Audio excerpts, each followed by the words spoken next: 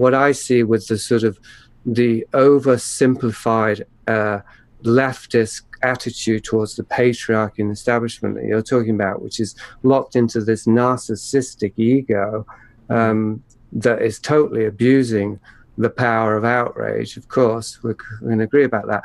But the essential feeling that they have, which is that the system as it is inherently abusive, I think is correct. I just think that the way that they're identifying it is incorrect, that they've actually been, we could say, tricked and corralled or seduced into using the same tools of analysis and condemnation that have been given to them by the very same powers that they're trying to expose.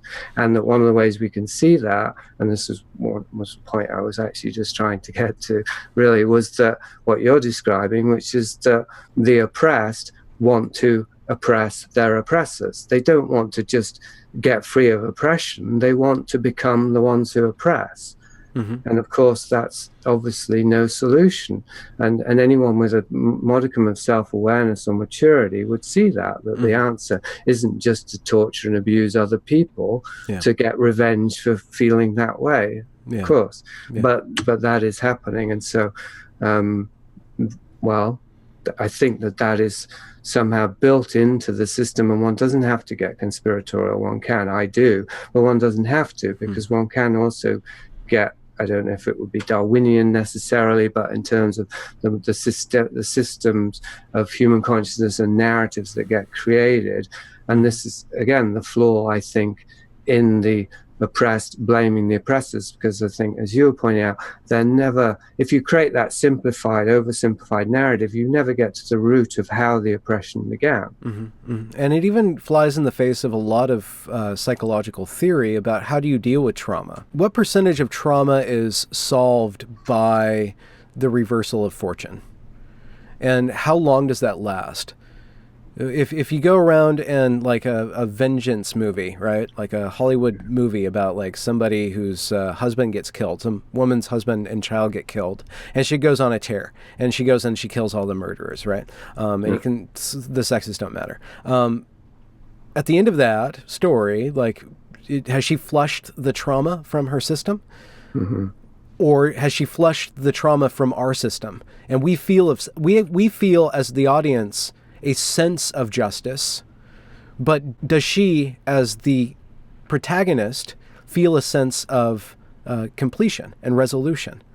I don't know. I don't think that does. I think that anti-oppression work, anti-racism work, as it is now being taught through the progressive social justice lens, gives you the sense of the possibility of witnessing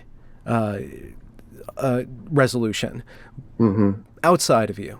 But by being in the opposite role, you get to reenact the trauma in the position of the abuser rather than the abused. So it perpetuates it rather. Yeah, it perpetuates that, and what you end up seeing also happened at Evergreen is a lot of oppressor people, a lot of the white people in this. That's how they calculated it. Like black people good, white people bad, everybody else in between.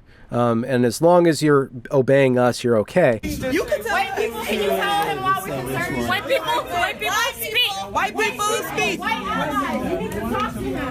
I need 3 to 4 white people to go down to the VP meeting thing right now and go get anybody you know is on the elite faculty team and drag them ass over here into that office of yours so they can make decisions right now. But what happened is you have a lot of white people forced into this, brainwashed into this, let's say, then like feeling like, okay, I have to submit. That's the way that I fix society, is by divesting myself of pride or money or time or volition or agency. That's how I pay everything back, is by letting, and eventually just letting these people run loose and actually hurting them more than helping them.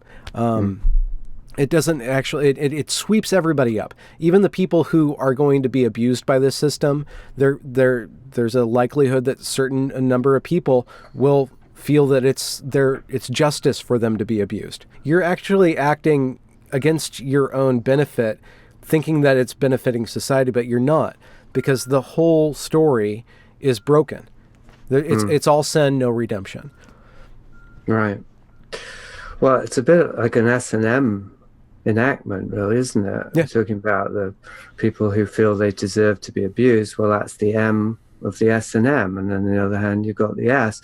So this isn't, I mean, to bring it back to Turner's thing about the rituals of liminality, this isn't a ritual of liminality. This is more like an infantile acting out, where infants unconsciously imitate their parents, in the worst, well, not infants, but toddlers, whatever, at a certain stage where they're beginning to adopt and adapt a narrative and embody a narrative. They will act out the parents' unconscious behaviors, just as a way to get attention. But there's no consciousness of it, and so there's no possibility of seeing what's actually being revealed. Yeah. So bring it back to Turner's thing of the liminal enactment. So what he describes there is that in periods of liminality, it's when a community needs to renew itself, or when people are coming of age, or so specifically, which is what people go to university for.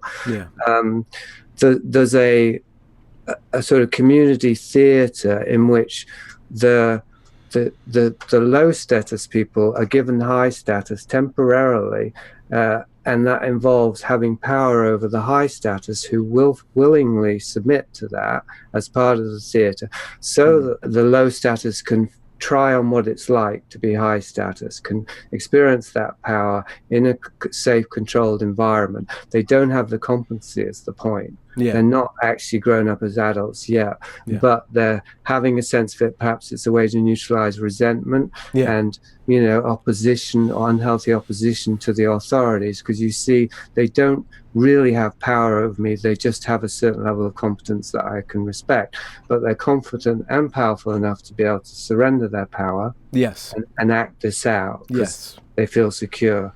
And then afterwards, the order reverts to what it was, but with the understanding that over time that reversal will happen, as in they will have to succeed their power as they get older, and then the younger ones grow older and they become more competent, and that's the natural cycle, right?